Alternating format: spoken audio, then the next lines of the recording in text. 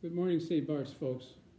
My sermon today is all about the cleansing of the temple. I want to start with asking a question. Why was Jesus angry? I believe there are two reasons for his anger. First, he saw what was happening in the temple as a sacrilege. He saw it as dishonoring the sanctity of the temple.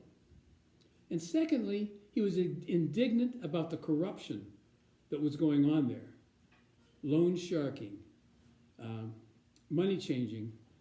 People were making profits on these pilgrims who were traveling for the Passover. I want to read the scripture from the Message. When the Passover feast, celebrated each spring by the Jews, was about to take place, Jesus traveled up to Jerusalem. He found the temple teeming with people selling cattle and sheep and doves. The loan sharks were also there in full strength. Jesus put together a whip out of strips of leather and chased them out of the temple, stampeding the sheep and the cattle, upending the tables of the loan sharks, spilling coins left and right. He told the dove merchants, "Get your things out of here. Stop turning my Father's house into a shopping mall." That's when his disciples remembered the scripture, "Zeal for your house consumes me." But the Jews were upset. They asked, "What credentials can you present to justify this?" Jesus answered, "Tear down this temple, and in 3 days I'll put it back together." So that's the scripture for today. The situation, before I go into the situation, I want to talk about the process of reselling animals for profit. Because the pilgrims were not able to bring sheep and other sacrificial animals from home that they had raised up, it would really be a true sacrifice to sacrifice an animal that they loved and they had raised.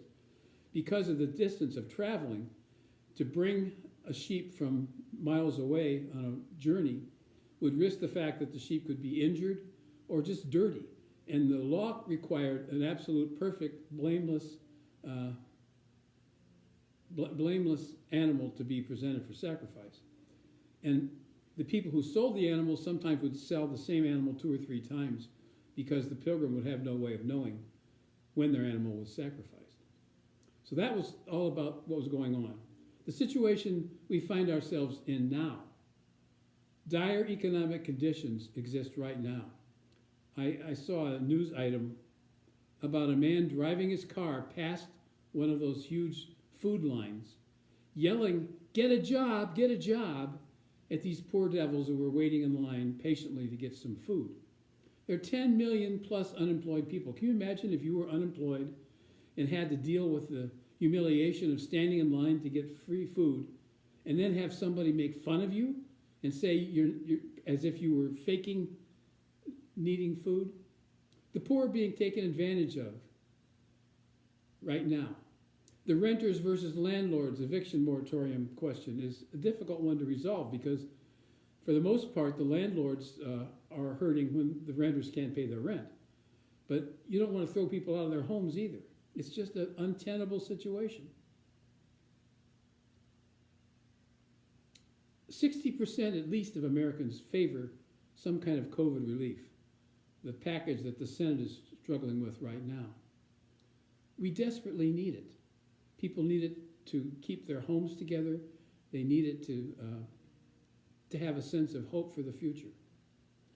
As far as myself, I believe that it's important for me to give generously.